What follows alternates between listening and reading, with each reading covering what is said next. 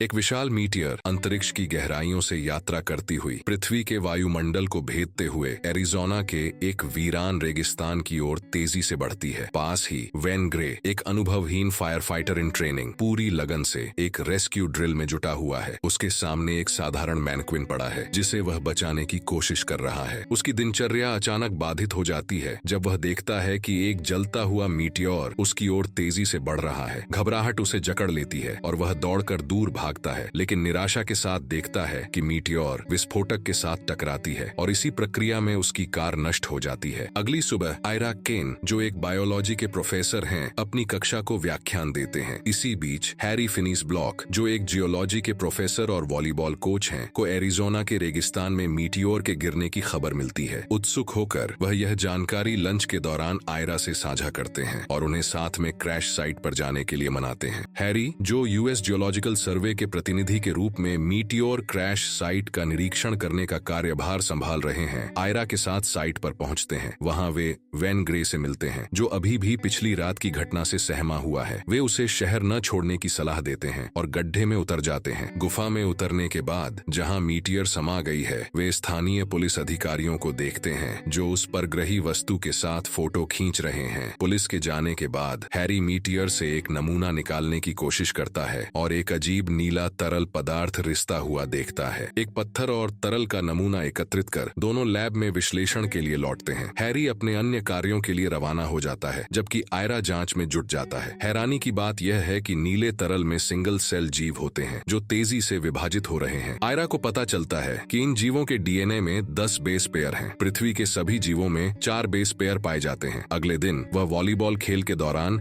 Harry से इस खोज को साझा करता है। उत्सुक होकर हैरी आयरा के साथ लैब लौटता है। दोनों यह देखकर हैरान रह जाते हैं कि सिंगल सेल जीव अब मल्टी सेल जीवों में विकसित हो चुके हैं, जो एक तेज गति से विकास कर रहे हैं। आयरा और हैरी समझ जाते हैं कि महज कुछ घंटों में 200 मिलियन वर्षों का विकास हो चुका है। इस बीच वेन थका हुआ अपने फायर फाइटर टेस्ट में फेल हो जाता है। अगली बार क्रैश साइट पर जाते समय आयरा अपनी कक्षा को भी अध्ययन के लिए साथ ले जाता है। गुफा में वे देखते हैं कि मीटियर के चारों ओर मशरूम जैसे पौधे उग आए हैं और जमीन पर एक रहस्यमय धुंध फैली हुई है, जो उनके पिछले दौरे की तुलना में एक बड़ा बदलाव है। जब समूह गुफा की जांच करता है तो आयरा की एक छात्रा नादिन शिकायत करती है कि उसके पैरों के पास कुछ हरकत कर रहा है। धुंध को हटाने पर आयरा जमीन पर रेंगते हुए छोटे फ्लैटवर्म पाता है। वह उनमें से एक को उठाता है, लेकिन यह हवा के संपर्क में आते ही कुछ ही सेकंड में मर जाता है। आयरा यह थ्योरी प्रस्तुत करता है कि ये जीव पृथ्वी के ऑक्सीजन रिच वातावरण में जीवित नहीं रह सकते। आयरा और हैरी इस निष्कर्ष पर पहुंचते हैं कि इन कीड़ों को अपने विशेष वातावरण की आवश्यकता है। वे कुछ धुंध के साथ 2 कीड़ों को एक सील जार में कैद कर अध्ययन के लिए ले जाते हैं। कीड़ों का निरीक्षण करते हुए वे नोट करते हैं कि ये मिटोसिस द्वारा रिप्रोड्यूस करते हैं, क्योंकि कीड़े विभाजित होकर बढ़ने लगते हैं। इन नमूनों को उनके लैब में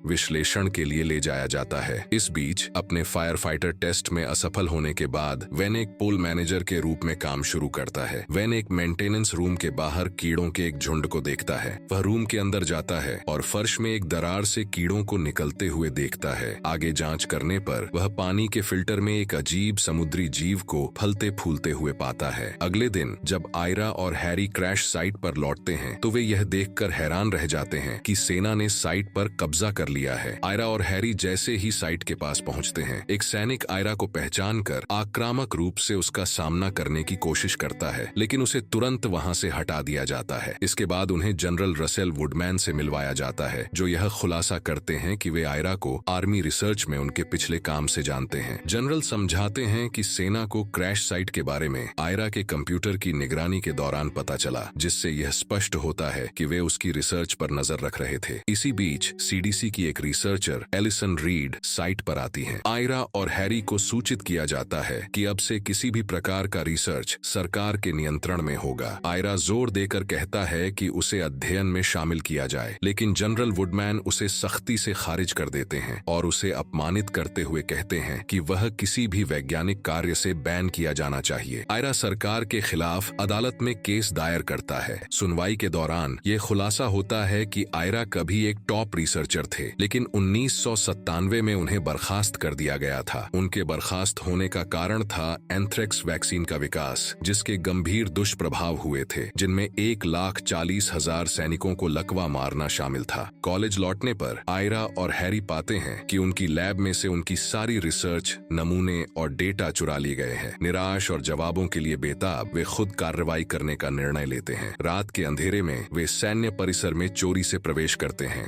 कर्नल और प्राइवेट के रूप में भेष बदलकर वे साइट में घुसने में सफल हो जाते हैं। परिसर के भीतर गहराई तक जाते हुए वे 2 व्यक्तियों को गुफा से निकलते हुए देखते हैं, जो एक अजीब प्राणी को एक सुरक्षात्मक कंटेनर में ले जा रहे हैं। दोनों व्यक्ति पूरे प्रोटेक्टिव सूट में कपड़े पहने होते हैं और गुफा में उतरने के लिए एक लिफ्ट में चढ़ते हैं। गुफा के अंदर आयरा और हैरी जीवों को एक कॉम्प्लेक्स इकोसिस्टम में तेजी से विकास को देखते हैं। इन अजीब जीवों में वे एक 2 सिर वाले एलियन प्राणी को देखते हैं, जिसे तुरंत एक बड़े और अधिक भयानक प्राणी द्वारा खा लिया जाता है। जब हैरी और आयरा गुफा की जांच करते हैं, हैरी गलती से एक और जीव पर कदम रख देता है। तुरंत ही छोटे छोटे कीट उस शरीर पर झुंड बनाकर उसे खाने लगते हैं। एक जीव को पकड़ने की कोशिश में हैरी उसकी ओर हाथ बढ़ाता है, लेकिन एक बड़ा जीव तुरंत उस छोटे जीव को मार देता है। बिना डरे हैरी मीटियर का एक टुकड़ा तोड़ने की कोशिश करता है। इसी बीच एलिसन को पता चलता है कि हैरी और आयरा ने साइट पर अवैध रूप से प्रवेश किया है। एलिसन 2 सैनिकों के साथ गुफा में आकर आयरा और हैरी को आगे की जांच से रोकने की कोशिश करती है। जैसे जैसे तनाव बढ़ता है, उड़ने वाले प्राणियों में से एक हमला करता है और हैरी के प्रोटेक्टिव सूट को काटकर अंदर घुस जाता है। आयरा हैरी के सूट में ऑक्सीजन का स्तर बढ़ा देता है, ये सोचकर कि इससे कीट का दम घुट जाएगा। हालांकि जीव हैरी के शरीर में रास्ता खोज लेता है और उसके पिछले हिस्से से अंदर चला जाता है। अफरा तफरी मच जाती है और टीम हैरी को इमरजेंसी रूम में ले जाती है। वे देखते हैं कि कीट उसकी त्वचा के नीचे, विशेष रूप से उसकी टांग में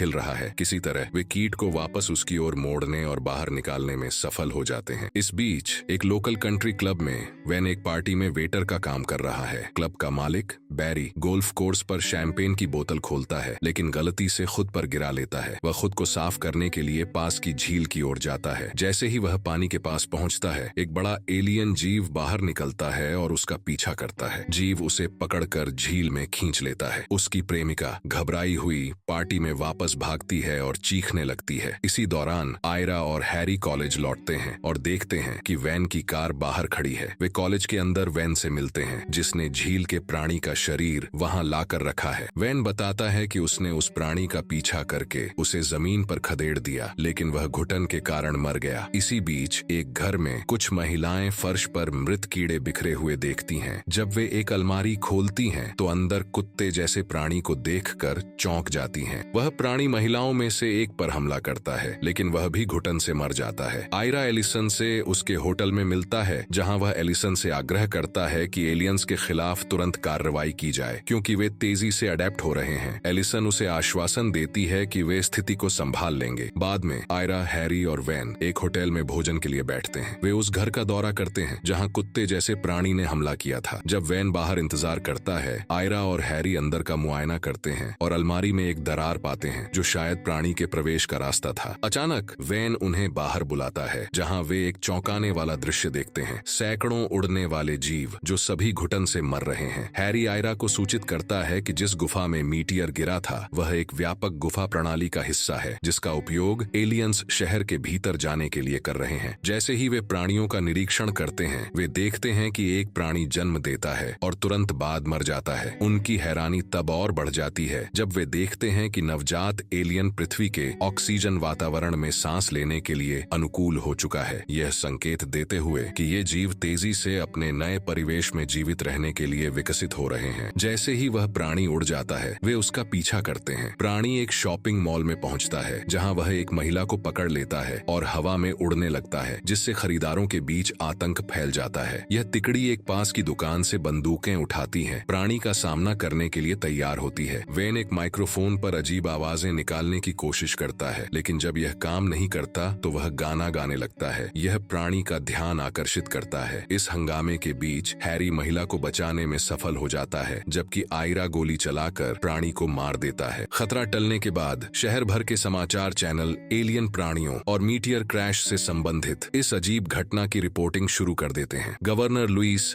क्रैश साइट पर आते हैं, जहां एलिसन उन्हें बिगड़ती स्थिति के बारे में जानकारी देती है। वह समझाती है कि एलियन इकोसिस्टम एक खतरनाक दर से विकसित हो रहा है और 3 दिनों में शहर, 1 सप्ताह में एरिजोना और 2 महीनों के भीतर पूरे देश को अपने कब्जे में ले सकता है। इस दौरान आयरा, वेन और हैरी भी वहां पहुंचते हैं। जैसे ही समूह बहस में उलझता है, गवर्नर लुईस संकट का समाधान ढूंढने की मांग करते हैं। रसेल क्षेत्र को खाली कराकर एलियन जीवों को जलाने के लिए नेपाम का उपयोग करने का सुझाव देता है। हालांकि इससे पहले कि कोई निर्णय लिया जा सके, गुफा में मौजूद जीव तेजी से विकसित होकर प्राइमेट्स, आदिमानव जैसे प्राणी में बदल जाते हैं। ये नए विकसित प्राणी उत्पात मचाना शुरू कर देते हैं और कैमरों को नष्ट कर देते हैं। एक लिफ्ट गुफा से बाहर आती है, लेकिन वह खाली होती है। अचानक लाइट चली जाती है। एक आदिम प्राणी अंधेरे से छलांग लगाकर निकलता है और कई सैनिकों पर हमला कर उन्हें मार देता है। हालांकि वैन उसे गोली मारकर खत्म कर देता है। गवर्नर लुईस एलियन खतरे को खत्म करने के लिए नेपाम हमले की मंजूरी देते हैं। हैरी, आयरा, वैन और एलिसन सैन्य परिसर से बाहर निकलते हैं। एलिसन आयरा को बताती है कि उसने उनके रिसर्च फाइलों और मूल नमूनों को सुरक्षित कर लिया है। जैसे ही निकासी प्रक्रिया शुरू होती है, पूरा शहर खाली हो जाता है और सेना रणनीतिक रूप से तेजी से बढ़ते एलियन खतरे को रोकने के लिए विस्फोटक लगाने लगती है। इसी दौरान लैब में आयरा और उसकी टीम मीटियर से लिए गए मूल पदार्थ का अध्ययन करती है। आयरा समझता है कि मूल नमूना अन्य नमूनों की तरह विकसित नहीं हुआ है, क्योंकि इसे ठंडा और एयरलॉक करके रखा गया था, जिससे यह वातावरण के साथ मिल नहीं सका और मेटाबोलाइजेशन की प्रक्रिया शुरू नहीं हो पाई। इस चर्चा के दौरान हैरी, जो सिगरेट पी रहा होता है, जलती हुई माचिस की तीली फेंक देता है, जो सीधे नीले तरल पदार्थ पर गिरती है। सभी के आश्चर्य के बीच तरल पदार्थ तेजी से विकसित होने लगता है और एक डरावने टेंटाकल्स वाले जीव में बदल जाता है। आयरा जल्दी से यह निष्कर्ष निकालता है कि मीटियर से निकला तरल पदार्थ लंबे समय तक अंतरिक्ष में निष्क्रिय पड़ा था। मीटियर के क्रैश से उत्पन्न तीव्र गर्मी ने जीवों के तीव्र विकास को प्रेरित किया। गर्मी उनके विकास के लिए कैटलिस्ट का काम करती है और सैन्य द्वारा किए जाने वाले नेपाम हमले से स्थिति और भी खराब हो सकती है। जैसे ही आयरा एलिसन की टी शर्ट पर बने एलिमेंट टेबल को देखता है, वह अचानक एक महत्वपूर्ण पैटर्न को पहचानता है। उसे याद आता है कि कार्बन बेस्ड जीवन रूप जैसे मनुष्य आर्सेनिक जहर से प्रभावित होते हैं। वह सिद्धांत प्रस्तुत करता है कि एलियंस, जो नाइट्रोजन बेस्ड जीवन रूप हैं, सेलेनियम के प्रति संवेदनशील हो सकते हैं। 500 गैलन सेलेनियम की आवश्यकता को देखते हुए उन्हें याद आता है कि हेड एंड शोल्डर्स शैम्पू में सक्रिय तत्व सेलेनियम सल्फाइड है। वे शैम्पू को वैन द्वारा व्यवस्थित की गई फायर फाइटर ट्रक में डालते हैं। टीम जैसे ही क्रैश साइट पर पहुंचती है, वे जल्दी से पाइप उठाते हैं और गुफा में यात्रा शुरू करते हैं। इस बीच गवर्नर सैन्य परिसर में आता है, यह समझने के लिए कि योजना में क्या गड़बड़ हो गई। गुफा के बाहर वैन पंप तैयार करता है। जैसे ही आयरा वैन को संकेत देता है, उनके आसपास विस्फोट होते हैं, क्योंकि रसेल ने नेपाम को सक्रिय कर दिया है। एलियन इकोसिस्टम तेजी से विकसित होने लगता है और एक विशाल जीव में बदल जाता है, जो इलाके में तबाही मचाने लगता है। टीम बचने के लिए दौड़ती है। अब पूरी तरह से विकसित यह विशाल जीव माइटोसिस की प्रक्रिया शुरू करता है और 2 विशाल प्राणियों में विभाजित होने की तैयारी करता है। टीम अपनी दृढ़ विश्वास के साथ जीव की ओर तेजी से बढ़ती है। जैसे ही वे नजदीक पहुंचते हैं, वे जीव के विशाल शरीर के नीचे एक छिद्र देखते हैं। वे ट्रक को सीधे उसके नीचे स्थित करते हैं। वैन सीढ़ी को जीव के छिद्र की ओर मोड़ता है। हैरी पाइप पकड़ता है और उसे शैम्पू को जीव के छिद्र में गहरे तक धकेलने के लिए उपयोग करता है। जैसे ही शैम्पू अब पूरी तरह से सेलेनियम विष से भरा हुआ जीव की प्रणाली में प्रवेश करता है, अचानक एक हिंसक विस्फोट होता है। जीव एक विशाल विस्फोट में मर जाता है। टीम ट्रक में भागकर वहां से निकल जाती है। विशाल जीव के विस्फोट के बाद आयरा और एलिसन किस करते हैं। गवर्नर वेन को एक पूर्ण फायर फाइटर घोषित करता है और हैरी को आयरा और एलिसन के साथ सम्मानित किया जाता है। हालांकि आयरा और एलिसन चुपचाप बाहर निकलते हैं और साथ में ड्राइव करते हुए चले जाते हैं। चैनल को लाइक और सब्सक्राइब करना न भूलें।